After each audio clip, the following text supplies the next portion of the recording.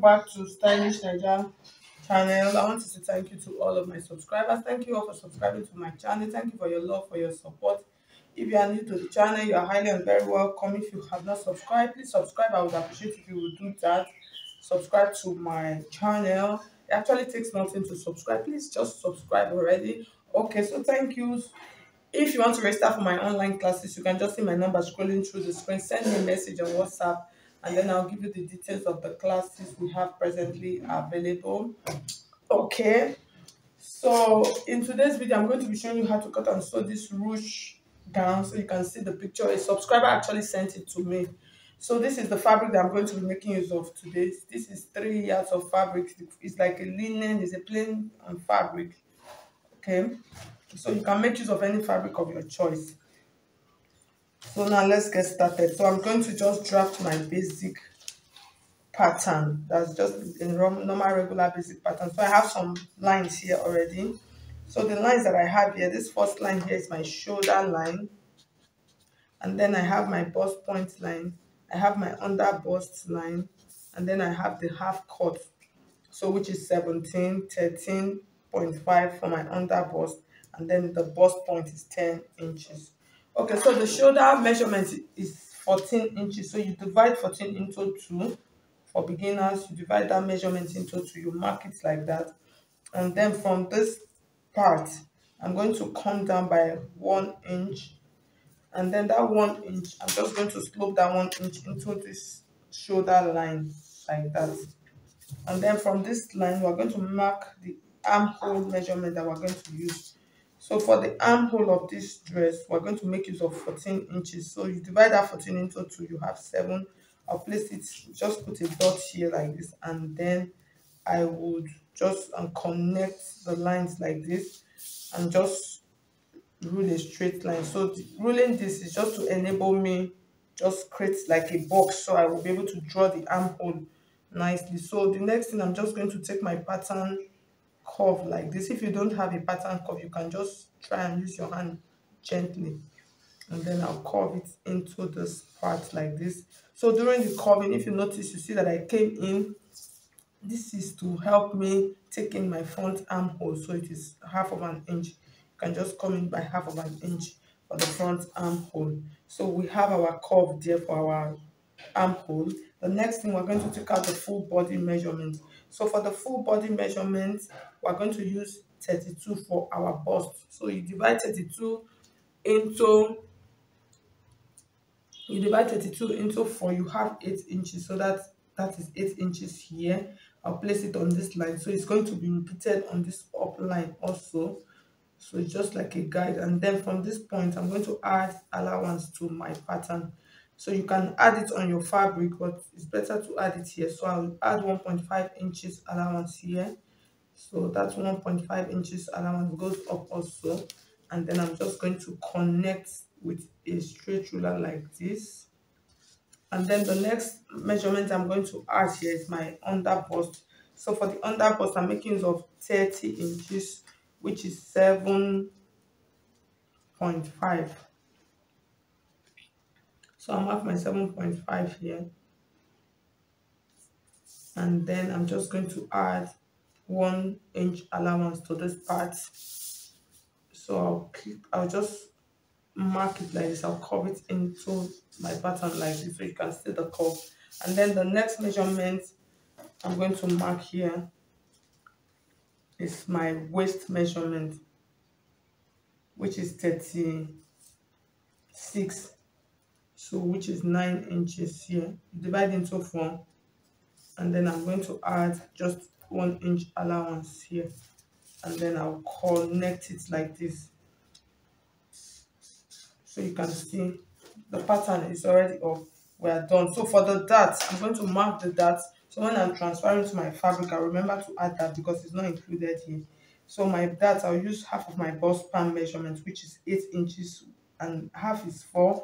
And then I'll mark it across the 2 lines that I have here, except my bust line. And then from my under bust line, I'm just going to come up by 1.5 inch. And then I'll just connect it straight. So you can do your dart however you want to do that. And then I'll take out half of an inch on both sides which is 1 inch. At the end of the day, I'm taking out 1 inch. So from that part, I'm just going to connect it like this to that top point that I came up. I extended it up by 1.5 inches for that legs. So this is 1 inch that is going to be taken out.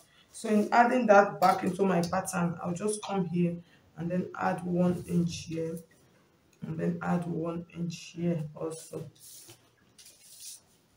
So I'll mark this back like this into my pattern, and then on my bust side I'll extend it, even though I'm not going to be making use of it on the bust area, but it's just better for it to be like this.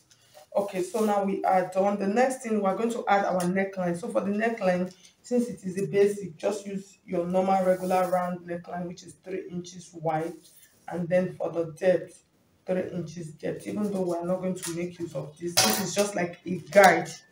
Okay, so we'll mark this now, and then we'll open up our pattern. So I'll cut this open before we float the neckline. So before I cut this open,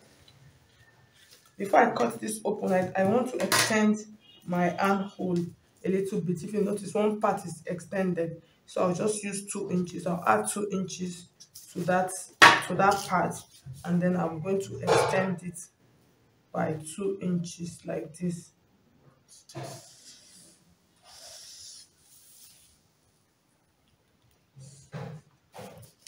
So this is the original one, then this one is the extended one. So I'll just cut this out. So before I continue, I'm going to use this pattern now. I'm going to open up this pattern, and then I'll show you how we are going to do this. So let me extend my neckline.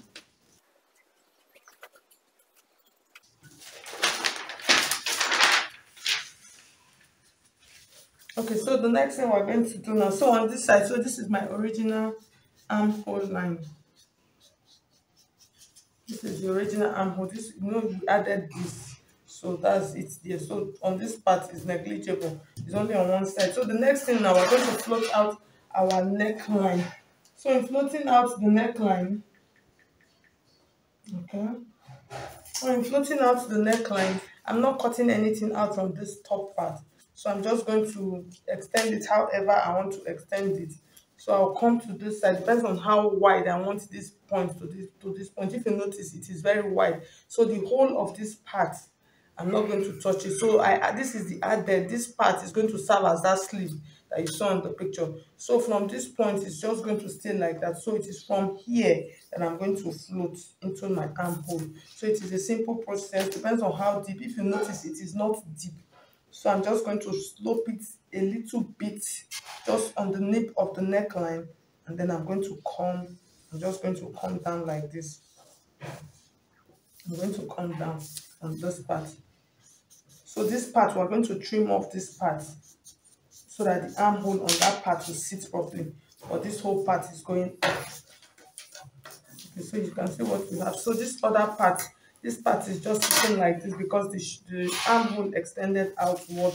So that is why it is looking like that. So the next thing now, we are going to transfer this now to our fabric to cut out the back and then the front.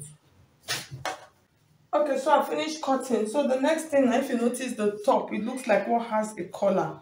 So I'm going to show you how to achieve that. It's like an inbuilt. So this is what we are going to do. So on this part, I'm just going to mark this part like this. And then this part. So I'll show you what to do now. So this part is going to stay like this. So the shoulder part like this. So as we stitch, I'm going to show you how to do it. So the other shoulder side also, I'm going to cut this off. So this is what we have left. So this one is just going to stay like this on this part, and then our shoulder is going to be normal, and then we turn with our lining. So I'm going to do that just for the front part. So this is going to serve as my lining to turn it all out together. Okay, so I'm trying to place it nicely. Okay, so I'll show you when we want to turn. I'll show you how to do that. So this is the back piece. So the next thing, I'm going to cut out the skirt. So for the skirt, it's just my basic skirt. So I just cut out a long straight basic skirt. Okay, so I'm going to show you how we're going to stitch now. So this is my lining piece. So I decided to use the same fabric for the lining piece. So this is the extended one. That's like the inbuilt collar. So I'm going to take this now to my machine and then I'll stitch this. That's this top part. So you have to pay very close attention to it. So literally this is what I'm going to do. I want to stitch this to this part. So in stitching it, I'm just going to turn it like this and then I'll take the nip on this point and then stitch it to this point like this. That's from the wrong side. I'm going to go and stitch it like this and then I'll bring it back and show you. Just take the nip. You know, this is the shoulder side, this is the shoulder side, and then this is the side that is cut out. So I'll stitch it. Okay, so after stitching, you're going to have something like this so you can see. So I've not ironed it down yet. So the next thing now, I'm going to take this back now to my machine and then I'm going to stitch. I'm going to cover this part. So this part, you are going to just cover this part because this is the armhole area. This part is going to be like the shoulder that is going to join on the other part, and then this part also is going to join. So for this neckline, depends on how full you want it to be, so that is what you will use. So mine, I used about 3 inches or so. I forgot to tell you guys when I was doing that. I'm so sorry.